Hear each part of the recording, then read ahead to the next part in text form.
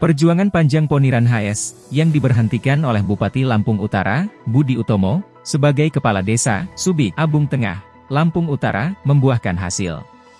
Kementerian Dalam Negeri, Kemendagri, melalui Direktorat Jenderal Bina Pemerintahan Desa, Dirjen BPD, mengeluarkan surat tanggapan Dirjen BPD tertanggal 9 Februari 2023 yang isinya, Bupati Lampung Utara Budi Utomo, kembali mengangkat Poniran sebagai Kepala Desa Subik Abung Tengah. Adapun sifat dari surat ini adalah segera.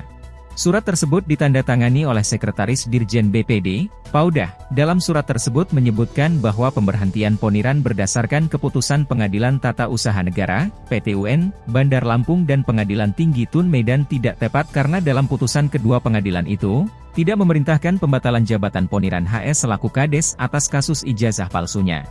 Namun, Budi Utomo malah mengangkat Yahya Pranoto, peraih suara terbanyak kedua pada pemilihan kepala desa menggantikan Poniran.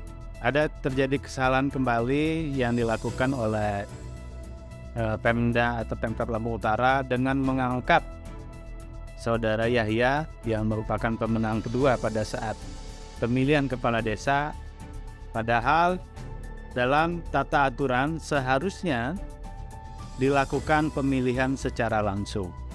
Dirjen BPD meminta Bupati memberhentikan Yahya Pranoto sebagai Kades Subik karena bertentangan dengan undang-undang. Dalam Permendagri No. 65 Tahun 2017 dijelaskan, dalam pelaksanaan Pilkades serentak tidak terdapat pengaturan terkait suara terbanyak kedua sebagai calon kepala desa terpilih.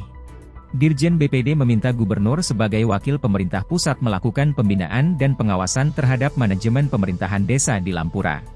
Sedangkan, untuk Bupati Lampura diinstruksikan, agar mengklarifikasi dan menyelesaikan permasalahan sesuai dengan peraturan perundang-undangan.